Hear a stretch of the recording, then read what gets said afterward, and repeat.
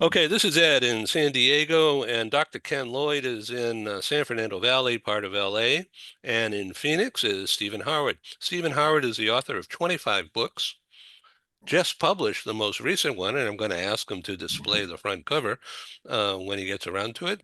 My screen share is open, and congratulations on that. He is an acclaimed reader, an author of business leadership books and has won all kinds of awards and has a really successful speaking business right now. And I'm going to ask him to talk about that in a few minutes. Dr. Ken Lloyd is PhD in organizational development. My tongue gets in the way here, Ken. I'm sorry. I can't think of it all and say it right anymore.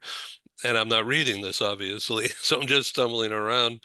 So, Ken, why don't you explain your background and your new book coming out in December? Sure. And again, Mehibe, it's very nice to meet you. And thank you for joining today. I will be talking about high energy and low energy teams, which should be an interesting topic. Yeah, my background is UC Berkeley grad, at UCLA, a PhD in org development. Was in consulting for many years, joined a client about 20 years ago, stayed with a client firm as a VP of employee planning and development. Written several business books, some dealing with selling, persuasion, difficult people at work, and a couple of dummies books. The newest book that's going to come out is a dummies book. It's the newest edition of performance appraisals and phrases for dummies. It's going to come out in December. Fun book to write because so much has happened since the first edition. And I was glad to put in more about the forward focus that these appraisals now have, as opposed to the dreaded annual appraisal. It's very different now with continuous feedback, with much more coaching, focus on career development and those kinds of components. And I had a newspaper column, a workplace advice column for about 20 years, syndicated by the New York Times Syndicate for 10 of those years, and taught in the MBA program on a part-time basis over at UCLA for a number of years as well. And that's it. That's great. So, Mehibe, you are a consultant. I would think it's not exclusive to women, but most of your clients are females. And are they basically younger women or older women? Yes, yes. So I would describe myself as a leadership and mindset coach, as opposed to a consultant. So I partner primarily with women. I mean, I'm 39 and a bit. So in terms of age, there are mainly women that are sort of around my age, a little bit older, a little bit younger, but generally females and, some males, but primarily females between, 30 to 50. Yeah. Well, that's terrific. So tell the world of our audience out there about your retreat uh, idea. And it's already begun and now continuing, as I understand it.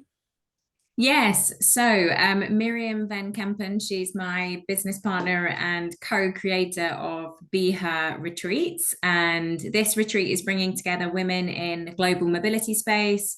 So it doesn't have to be global mobility managers per se, but women that are operating in the space, including HR, learning and development, and DEI as well. And essentially, the first retreat is happening next Thursday until next Sunday, so 24th to 27th in Barcelona Hilltops. We have a private estate. And this is a chance for women to prioritize themselves, recharge their energy, focus on their development. I'm running 3 workshops over the 3 days to support ourselves, to build our confidence and really allow ourselves an opportunity to take down the masks, because it is really tiring trying to be everyone and everything to all people in our life, especially as a woman. If you've got a family, you've got kids, you're working and you're trying to running a house, there's a lot to think about. So this is their time. So we've got 10 courageous women coming next Thursday. We might have another few. And it's going to be wonderful. It's going to be a great time, not just group coaching, but breath work. We've got partners coming in to lead some yoga. We've got a private chef on site. So it's going to be pretty cool, I think. And yeah, we're very excited. That's a wonderful portrayal of all that action and thinking and all the planning. I remember a year ago or so when we first got together on TV here, when we had that wonderful talk. That's when there was a dream, but not in action, and you guys have put it together. Congratulations.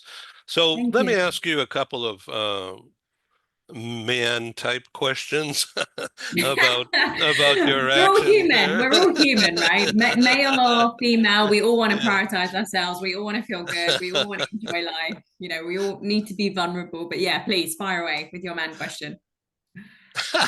Okay, so the way you talk about her, in your wonderful accent, um, her meaning uh, the dealing with the imposter syndrome. People want to be more active, more bright, more cheerful, more understanding, and that's her, not me. It's another person. So how do we get over that bridge? That's what you're teaching. Is that right?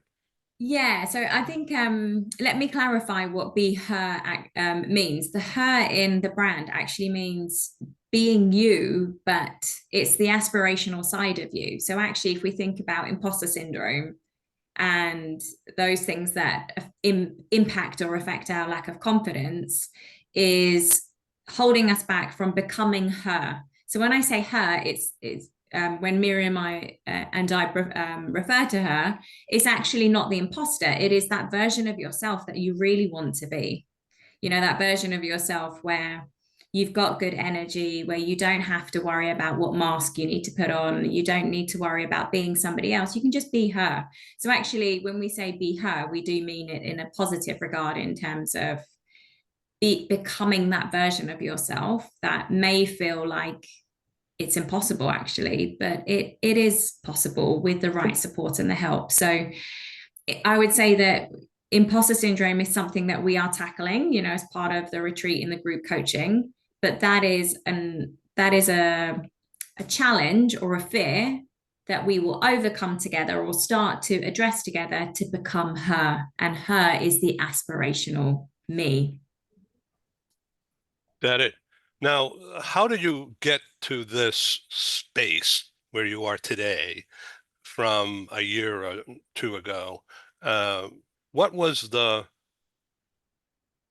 bridge under which you went or over to the other side where it was just a dream and now it's in action? Mm. So is that question referring to the retreat specifically or my coaching or a bit of both? Well, I think the retreats, and of course you can add in information about Yeah. your coaching business. Yeah. I mean, if it's a really timely question actually, because every Wednesday and Friday, Miriam and I post on LinkedIn to promote the retreats, to give this beautiful opportunity for women to come and prioritize themselves and their energy. And Miriam had initially put in actually in the post today that this was something we thought about a year ago. And actually, if we put our hand on our heart, Miriam came to me with this idea in April. And so in 6 months, this has become a reality. So I may have had a dream or planted a seed to potentially do a retreat, but in my mind, I thought, oh, that's something that I can do in the next 5 years. However, with a lot of courage, determination, and energy going into designing this schedule and finding partners and all of the resources, actually, we've made it happen in 6 months. So I hope that also shows that you don't need a huge amount of time actually to bring something creative to the table. And yeah, it won't be completely perfect. There'll be loads of things that we can improve and make better for next time.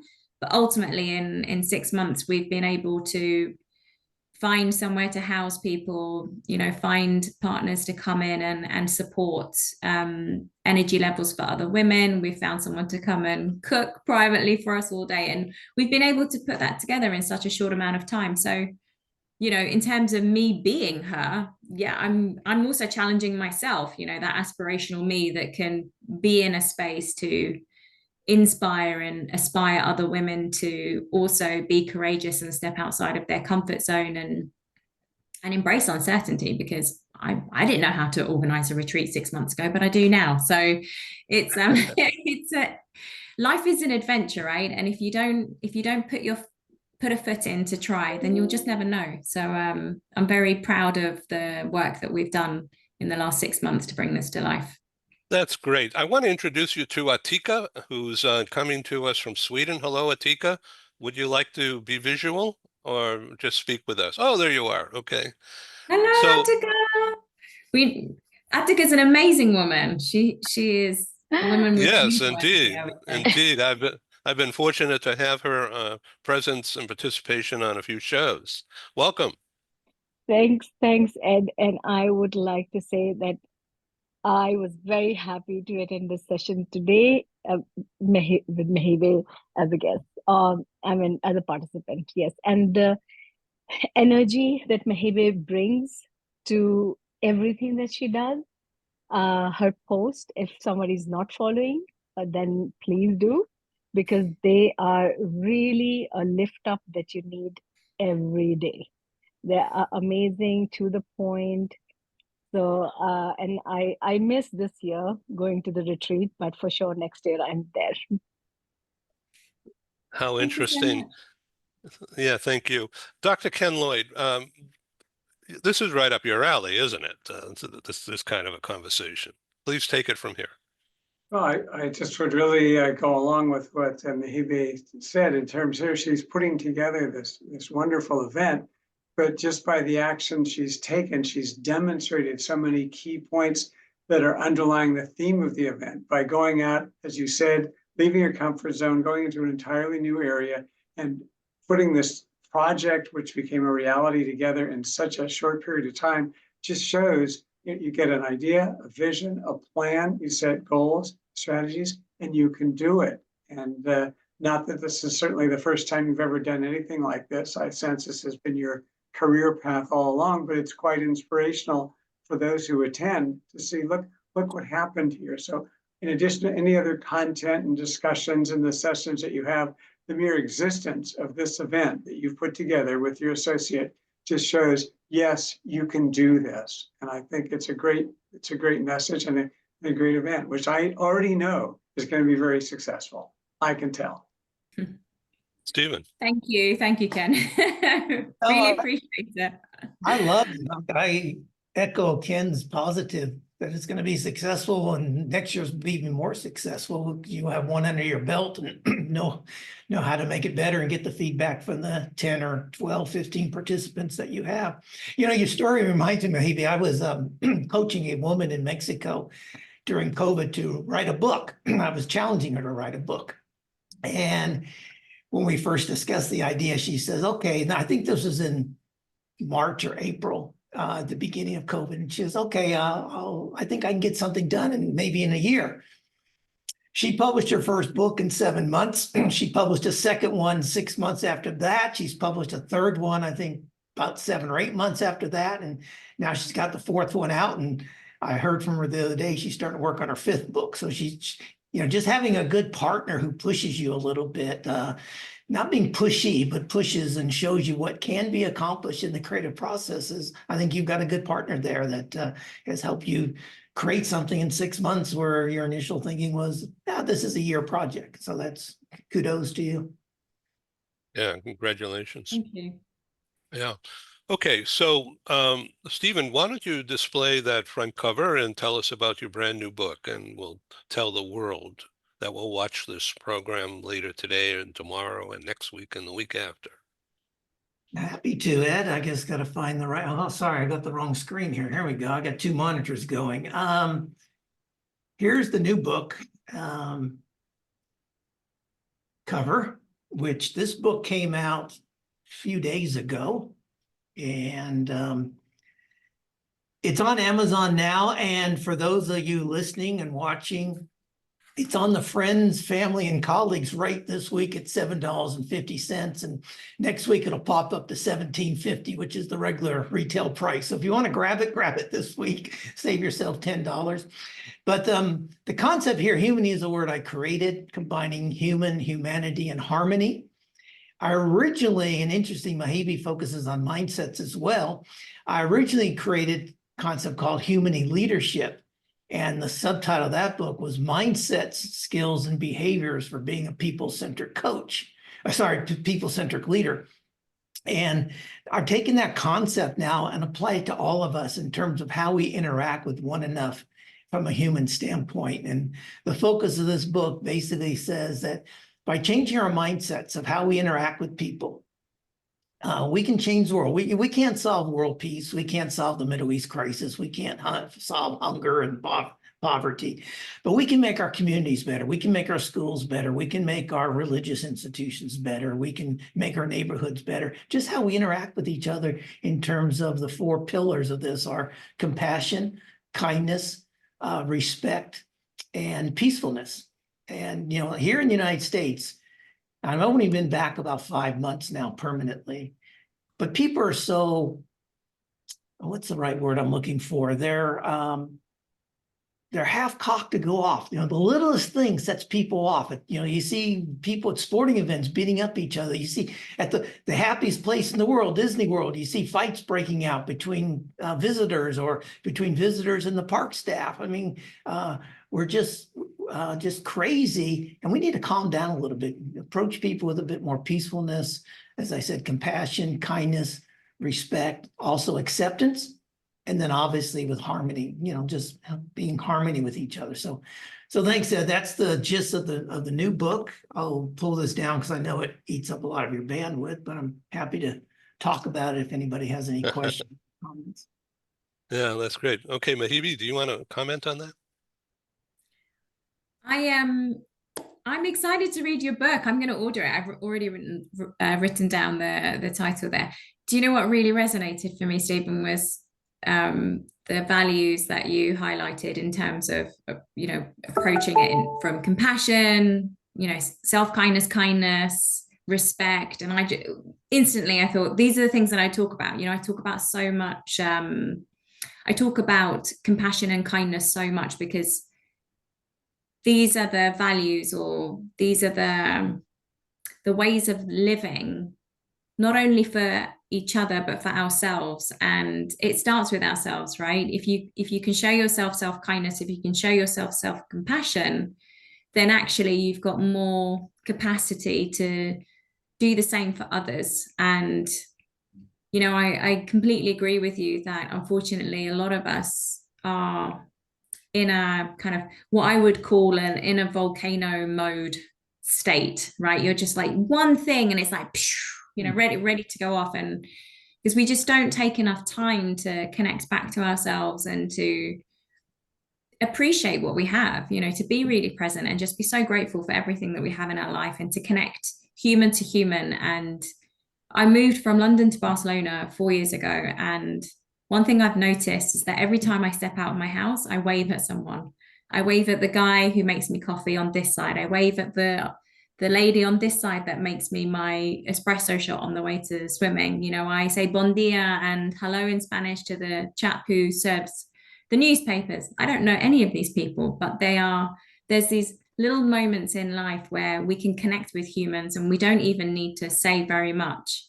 And so I'm with you when you say all of us can make an impact and a difference in everyone's lives, because if we showed each other more compassion and kindness and appreciation and joy, then surely we'd be living in a world that was just nicer to be in, and it would be easier as well. So I'm really looking forward to reading your book, because I can see it resonates with me so much already.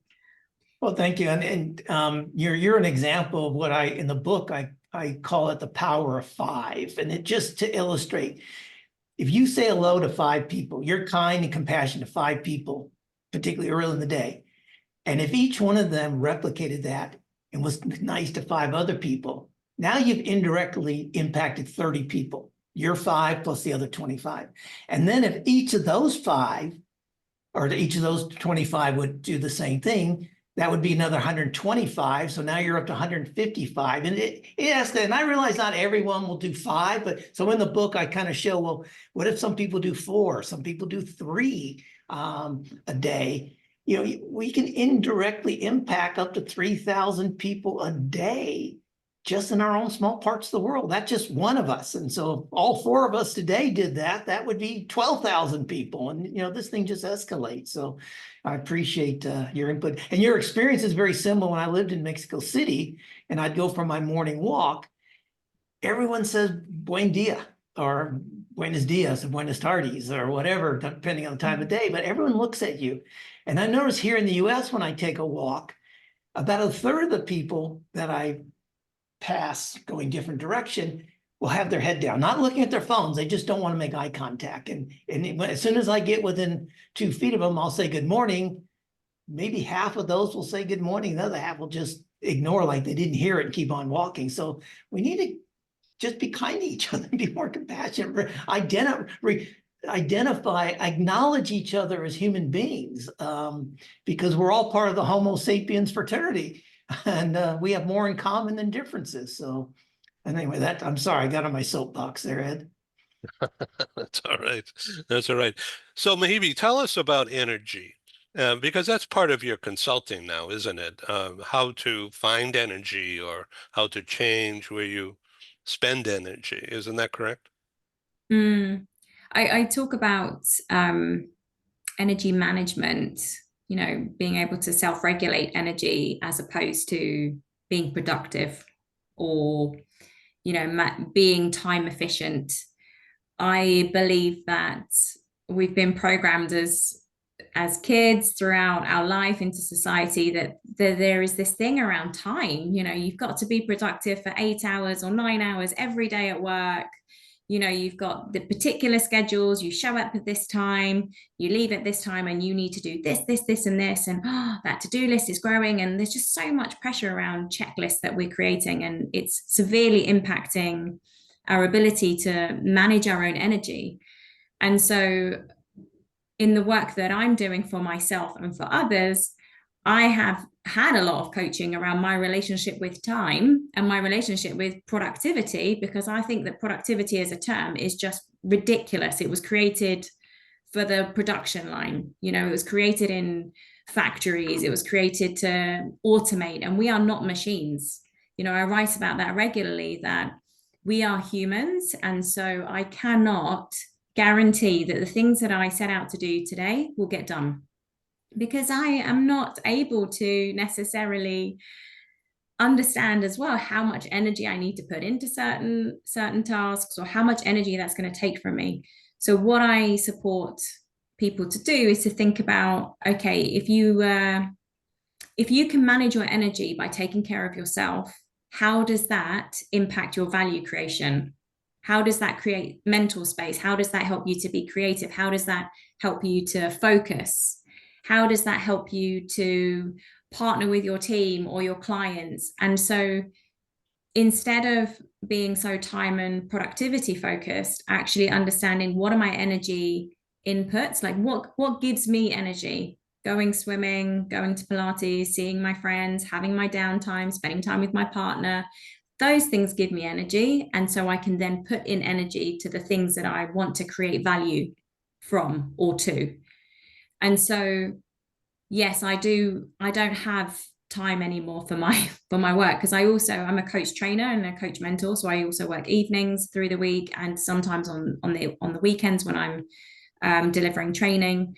And so for me, I need to understand if I'm giving a lot of energy out, then I need to take some time back to give myself energy in different ways, whether that's exercising, resting, napping, you know, nutrition. So if we can get to a place where we're actually thinking more on how we can support our well-being, our mental health, our physical health, our emotional health to give us the energy that we need, then maybe we'd be having a different conversation when we are looking at, okay, well, why is it that people aren't doing everything they're supposed to be doing? Why is it that people are burnt out at work? Why is it that people are not feeling inspired or motivated in the workplace or even in their personal lives? And it's because we've got these checklists, and it's draining. It's just draining us all. And it's time to get creative and you know, just reshape time and our relationship with time and productivity, because it's almost for me, it almost doesn't exist. It's just like a concept that we have attached something to, and actually it doesn't work for us. It's creating really, really bad habits and poor mental and emotional, physical health. I want to talk about energy and regeneration of energy. Like, for instance, I'll just talk about me for a second.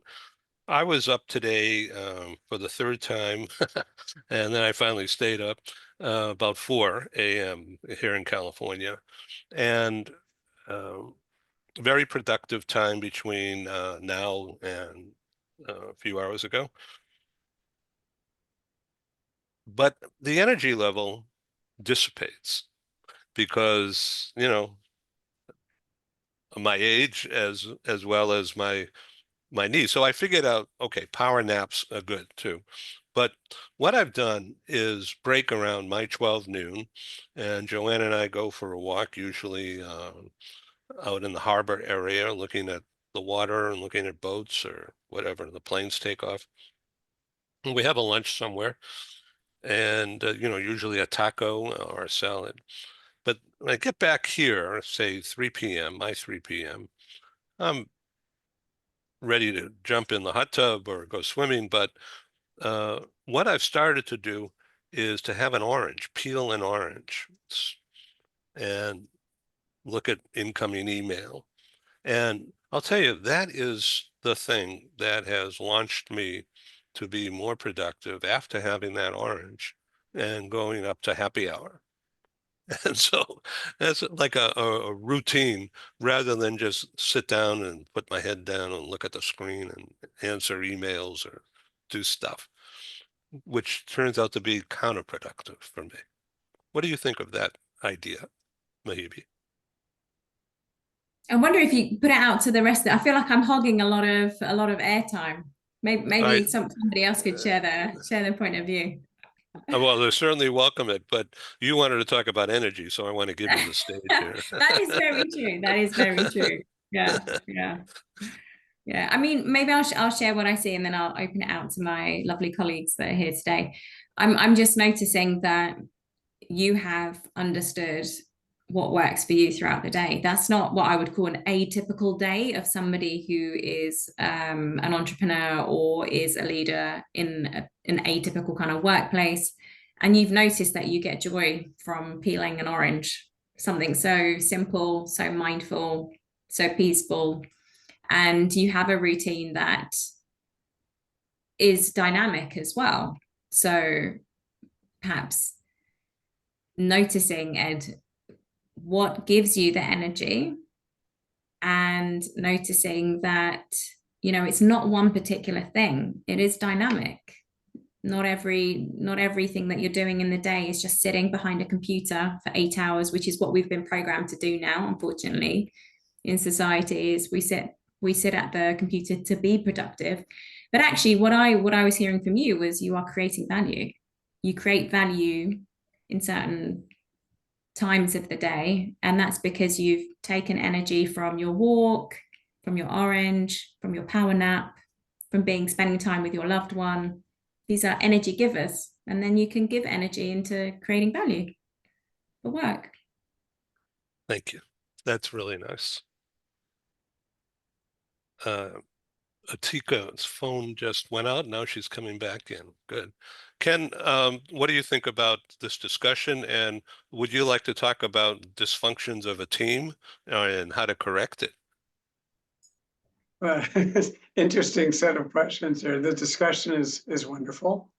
To me, the human side of this, the self-insights, the understanding are critical to it. We need to understand as individuals what is physically and mentally or psychologically energizing to us. And it's funny how for me personally, the more I'm doing, the more I get energized. I should be getting tired, but if it's truly interesting and motivational and satisfying, the depletion of energy is less likely to occur. In fact, it can even increase as you go on, again, whether it's physically or mentally. But we have to understand what is truly energizing to us as individuals and to capitalize on that, and not to let ourselves get distracted by components or elements or, in quotes, demands. As you were talking about, you get this work done 8 hours a day, check, check, check, check. Let's take a look at the human side of this, because we didn't evolve off of checklists. That's not how humans came to be where they are. And bigger picture is somehow I wish that what Stephen articulated in his newest book could certainly be internalized by individuals, and we'd see them in workshops. But beyond that, how in the world can we get this to the, if I don't even like the term influencers, but leaders of the world, to understand that this is what this planet should be?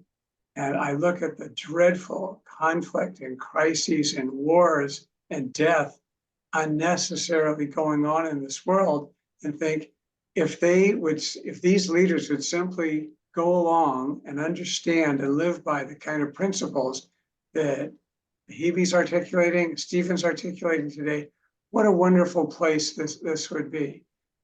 Yes, people are on edge now, and I agree with you. You drive on the freeway, you accidentally turn to get off, and someone thinks you cut them off. My brother got off the freeway here in LA. He was followed for probably 40 minutes by someone who thought he had offended him. My brother finally drove to a police station. I mean, it's insanity. People, as you said, Mehibe, are absolutely volcanic, and they're just waiting for that one little fuse to light.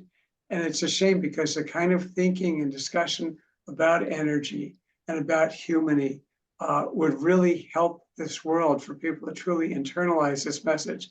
So for me, it's a wonderful message. I just wish and hope that somehow it could be more widely understood and applied. And then we all could work more productively as a team. Without having these elements in a team, without having energy, without having humanity, we're not going to have a team. We're going to have a group. And who knows where it's going to go, how effective it's going to be, as opposed to the key factors that pull them together and unify them in terms of sense of purpose and respect and trust and goals moving forward. So actually, there's a theme that binds all of this. I just truly wish it could go much, much wider. But again, as Stephen said, go to 1, go to 5, go to thousands, and maybe we can have a good impact here.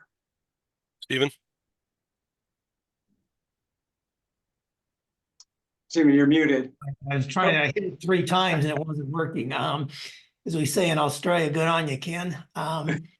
The word I was looking for earlier is spring loaded, although I love the inner volcano. So Mehibe, I am going to steal that from you. I'm giving you fair warning now. I will use that in the future. I'll give you credit for it. You know, linking this together a little bit, particularly about teams, and you know, if you think about us as individuals, when is our brain the most rested when it comes into the workplace? And unless you've had a really heavy weekend of partying, that tends to be Monday morning, quite frankly. I mean, the brain is refreshed, you know, particularly if people have gotten outdoors and gotten some fresh air and done some exercise and done some family things and whatever. But the brain is not as stressed Monday morning. We don't like Monday mornings, but the brain is refreshed. So I've started coaching people, stop having Monday morning status meetings first thing, because you're wasting all that brain energy on routine stuff. You should have your brainstorm meetings on Monday mornings. You should have your innovation, creativity, collaboration meetings on Monday morning.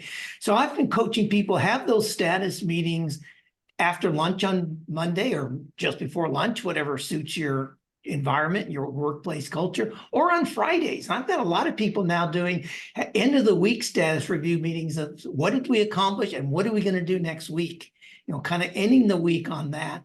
And that has 2 effects. One, it frees up time on Monday morning, but you know, our brains are pretty amazing. And if you have a discussion on Friday afternoon about what you want to accomplish in the next week, even though you may not consciously be thinking about it, subconsciously the brain is still working and it will still be thinking of ideas. And that's why so often we come up with creative solutions in the shower or driving the car when we're not focused on a problem. So just kind of linking the together, the bringing that energy. And the last comment I'd make is understanding ourselves. I know that, like Ed, I get up, I start work between 5 and 5:30 every day. And I know come 4 o'clock, I'm brain dead, I'm tired. So I've learned not to make significant decisions between 4 o'clock and 6 o'clock unless I get that power nap. If I get that 25, 35-minute power nap. But if I don't, then if all possible, I will postpone a decision till the next morning because I know I make less than optimal decisions after 4 o'clock in the afternoon. And so knowing ourselves is also key. Atika, thank you for being on the program. So your business, Hitachi, is it mostly wind power? No, it's power generation in all forms. So we are supporting the industry with products, services, and technology for power generation. And more, we are moving towards the greener, renewable energy. So, of course, we are into all kind of power generation, and it is a lot of technology. So I would like to say that behind every light bulb in the world, there is the technology of Hitachi Energy, for sure. So that is very That's powerful. really interesting. Wow, I didn't Yes. know that. Yes. Yeah. So how many Yes. people do you get involved with around the world? What is your reach, you personally in your position in HR and benefits and mobility? Yes, so we have around about 400 assignments in a running year. It could be more, it could be less. So yes, but it's not just the assignments, international assignments that we are connected. So we are connected with the wider HR community, with the business community. So we have around 4,500 plus employees. And soon this year it would be 6,000 something employees. So yeah, so it's a huge workforce, and of course there are consultants as well. But when I want to bring together some points from Mehibe, from Stephen, starting with when Mehibe mentioned that about productivity, because we are knowledge workers, most of us who are here, and our productivity cannot be measured. And that is, we are then in the current, where it actually stems from is that we are judged on the parameters of productivity, which do not apply to us. And then we are aiming to achieve those goals which do not align with our work or the satisfaction level that it should create. And then we are on the hamster wheel. We are running, we are achieving in that unattainable goal that we will probably never achieve. But at the same time, and that makes us forget what is important for us to renew our energy and to take a moment to actually look at things which are not related to work, which are just basic human kindness, and take out a moment to just, if your mind is too blocked with achieving and being productive, it is natural that you just cannot stop and take a break. And when you talk about, Stephen, about taking a power nap, or Edwin, that you take a nice walk, it's the way that we should do, and everybody in organizations should make that as part of their working culture, to have those breaks. I have I read a book by Cal Newport called Deep Work, like 4 years back. And in my calendar from 12 to 2, I block the time as deep work. And ask me how many times I have taken that deep work. Not many. I use that time to either, oh, something very important, I have to book a meeting. Okay, all right, I have this time, I'll book you in. But since when I came, and that added to a lot of stress and took away a lot of my energy that is not coming back to me.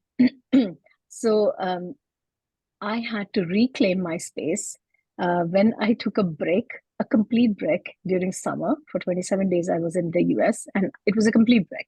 I didn't work at all. That was what my brain needed to really refocus, reset. And when I came back, I really can say I was a new person because I I made good on taking those 2 hours. Those 2 hours are really important to me for my work. It's not that I'm chilling and not doing things, but it is for my focused work, really, for the projects that I'm doing that I need no disturbance on. And nowadays, the technology also supports us. I put the focus on, no message or no pings come to me, and I can focus. And there is my, you know, energy that's coming back to me. And also about the human connection. I feel that when we don't have time, when we are all the time thinking about being productive, then we that that moment, like Mehibe mentioned in one of her posts, that she was out and there was some person who needed help, and she not just help but asked that person, how are you doing? That one thing that resonated so much with me, that that one moment you changed the other person's entire day, and by sharing it she changed other people's perspective also. She didn't do it for saying that she's a very nice person, that she is, but that single act of kindness would, like Stephen said, for your 5 acts, that was that sharing of that also was so important, because that reminded me that yeah, I need to take out time to think and go one step ahead to do it. Well, you know Sorry, what? and I remember when you called me, when you responded to me when you were in the US, and now that I yeah. know that you are trying to diffuse and you still took my call and answered my emails in the early days of our getting to know each other a few months ago. Thank you so much. If I were with you, I'd want to hug you right now. So there we go. Thanks, Ed. Thanks, so sweet. We have Can around I 50. say something, Ed, based on Yeah, what yeah, Atika's yeah, just but kindly just shared? as a point, as a management point, I need to stop this at the top of the hour because you're going to disappear, I think, and so I'm trying to narrow down the megabytes. So please take the stage. Mm. I was just wanted to share something that Atika's reminded me, but I feel that it's coming through everything that we're sharing together today, which is it takes so much courage for us to change the way that we do things, right? We're talking about essentially shifting and providing another perspective, another way of being and living to people in a world where we don't feel like we have enough time as a concept. And that I wrote an article as part of my Courageous Chronicles newsletter on LinkedIn, and I couldn't believe how the simple mention of taking a lunch break has been one of the things as a feedback point that everyone keeps coming back to me with: taking a break or taking their actual lunch. It feels like an absolute given that we can do this and we should do this, because also reminding ourselves we don't get paid for our lunch hour. I mean, we're working for free for somebody else, for somebody else's company usually, or their purpose or their mission, and we deprioritize ourselves and our energy to give to somebody else or an organization. But it takes a lot of courage to prioritize yourself and to say, right, enough is enough. I need to look after myself. And by doing so, that courage is contagious. And so if we can all do these things, like Stephen was saying, if we can do 5 things that are courageous that day to say hello to someone or connect with someone, and even just taking that break, maybe then we can be a role model and inspire others to do the same for their energy. So I just feel that it takes a lot of courage. It's not easy to do the things that we're talking about today, but it can be done. So please tell us about the derivation of your name. It's so unusual and beautiful. My name. Yeah. Yeah. So Mehibe, I was named after my auntie, actually. My parents are Turkish. And I'll let you in on something, actually, in terms of the meaning of my name. So in India, I think in a part of India, it means sunshine and light. And then I was also told by a lady who was from the Middle East, I can't remember exactly where, but she said to me, "Did you know that your name means to give love from one human to another?" And I met this woman 3.5 years ago when I was doing a retreat here, actually, when I took a sabbatical when I moved here, and I just took time out for myself. And she said to me, after knowing you for 4 days, if I have a daughter, I'm going to name her Mehibe. So maybe there's another Mehibe out there that's been born. I don't know. But I've never really met anyone with my name because I was named after my auntie Mehibe, and my parents kind of adjusted it to try and make it a bit more kind of Western and easier to pronounce. So that's where that name comes from. Fascinating. Wow. Atika, what's the derivation of your first name? Yes, so my name is it's a very old Arab name, and it's from pre-Islamic era. It's and it means brave. So yeah, so yeah, I've always been told that like Mehibe is, I can say, is an embodiment of what her name stands for. Um, and I've been told many times. So I have kind to look, live it up, being brave. But yeah, it's a unique name. There are I think I have only met one Atika, and there was one Atika who was a BBC correspondent. So one time I reached the airport and they asked, "Are you that Atika?" It's like, no, not me. No, So it's yeah. very interesting. Yeah. So my first name has English roots, and but I don't know of any relatives who are English. So, so my relatives are sort of mongrel, going back a long time into Eastern Europe, and Southern Europe, meaning Italy and Greece, but with a mix of uh, what's used to be East Germany, but I don't know. I'm just a mutt, a mongrel, a mixture. So we have just a few minutes left. Do you want to talk about a dysfunctional team, anybody? Boy. So anyway, this guy, Patrick Lencioni, said, I'm going to read this. Healthy conflict enables teams to bring all team knowledge and opinions to the surface, which he says leads to better decisions. But that doesn't happen right away, does it, Ken?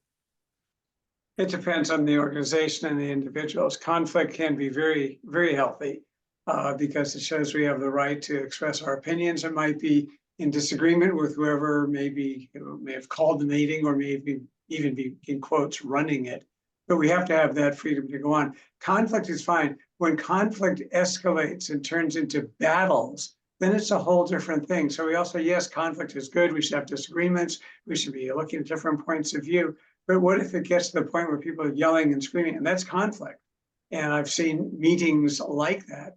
That's not productive. That's not helpful. So it also has to be some ground rules. Yeah, we can disagree. Certainly, let's do it. We're going to get more creative and more productive decisions that way. At the same time, let's be respectful. And let's honor each other's positions and points, and let's truly listen, and let's empathize. It's just nice to have some, if you will, emotional intelligence in these meetings as well, because then we can have conflict and disagreements, but at the same time, there's a core understanding that has empathy in it, that has listening, that has two-way communication. Then it's fine. So straight embattlement is not productive. It's not going to help. It's going to lead to even more negative outcomes. But some conflict and disagreement, openness, definitely a plus and definitely a positive. Because if we're in a meeting and everyone is just sitting there and nodding and smiling, guess what? It's not a productive or effective meeting at all. People don't care. Whether it's in a meeting of two people, well, we never argue. What a great relationship. No, it's not. It just means you've lost the passion and the compassion to really get involved in it. It's the same thing in a meeting. So we want some different points of view, different opinions, different ways of looking at it, and that should be rewarded. Kind of looking at the meetings more as brainstorming, but within reason. I guess reasonable is a factor to have in mind, and just to build that way, so that it's the same thing. Anything that goes to an extreme, you can take any positive, push it to an extreme, and it can become a negative. Person is very confident. That's great. They're arrogant. They're bullying. They think they're no. That's not. So confidence is great. Push to an extreme, it's a problem. Same thing. Yeah, conflict can be terrific. Push it to an extreme, a real problem. So that's what we really want to keep an eye out for in the meetings. Hold it in there, but make sure it's not going crazy. So Stephen, humany is the answer. Well, yeah, because humany has harmony in it. And but you know what Ken says is absolutely right. And there's a huge difference between cognitive conflict, which is the conflict over ideas and opinions and viewpoints, versus personal conflict, which escalates into name calling and belittling and you know, shooting people down. Cognitive conflict, as Ken said, is very powerful. It's a way of brainstorming, adding to people's ideas. You know, Google did research, I think it came out in 2022, that said the number one single factor for team performance is psychological safety. And that, by the way they defined it, it meant that people could speak up without being shot down or belittled. It meant people could admit to mistakes and share their mistakes so they weren't replicated and repeated by others without being punished for those mistakes. So turn them into learning opportunities for everybody. Where people felt they belonged, people felt they could contribute. And so you add that psychological safety into there. And also a good leader will facilitate meetings in such a way that turns questions into clarifying questions instead of pushback questions. And part of that is nonverbal language. If I asked Mehibe, why are we doing that? And shaking the head is kind of a pushback. But if I said, hey, interesting, why are we going this direction? Why are we doing that? Means I want to clarify. I want to know the background. I want to know the details. I want to know the why behind it. Because if I'm a middle manager, I need to go implement that. And if I have that information, but too many leaders treat all questions as pushback and instead of clarifying questions. And that leads to personal conflict rather than cognitive conflict. And not to get into the political side of this, but I literally just read yesterday that if she is elected president of the United States, that Kamala is going to put some Republicans in the cabinet. Okay. I think that's terrific, as opposed to bringing in a bunch of people who are going to sit and nod in agreement. You don't want to be surrounded by sycophants if you really want to have growth, development, and advancement. Again, not to push one side's political views, but I just thought that was an interesting point as we put together teams to make sure that we are being as diverse as we can be in every sense of the word. I think it's going to be an interesting choice of who she selects to be Secretary of State. Being a woman, and there's a lot of nasty woman haters out there in different countries these days, and some here, of course, but they're all going to try to take advantage of President Harris pretty quick, I'm afraid. So it's really going to be an interesting display. Stephen, what do you think of that wild and crazy idea? Well, unfortunately, part of it is true in that, you know, there are women haters, just like there's racists, just like there's people who hate people of different religious viewpoints or different sexual orientation. I mean, that's one of the reasons I wrote the new book, The Humany Mindset, is that one of the key foundations of the Humany Mindset is acceptance. Accept people for who they are. You don't have to agree with them. You know, I don't have to agree with your lifestyle, but I have to accept that you've made that decision. It's your choice. You're doing what you want to do. And, you know, I don't agree with a lot of people, but they're still friends. I still accept them. So acceptance is a huge component to that. I don't think when who she picks as Secretary of State needs to be a gender choice. I'm not sure that other countries will try and take advantage of a woman leader. We've had so many strong women leaders over the years. I mean, we've had Benazir Bhutto in Pakistan. We had Jacinda I can't remember the Alden or whatever. Sorry, apologize. With the lady who was Prime Minister of New Zealand for many, many years. Of course, you've got the old Iron Horse, Margaret Thatcher. Indira Gandhi was Prime Minister for many years. So you know, you go around the world. There have been many, many female prime ministers. I don't think any of them were walked over by men or women, quite frankly. So, and of course, we've had some very strong female secretaries of state.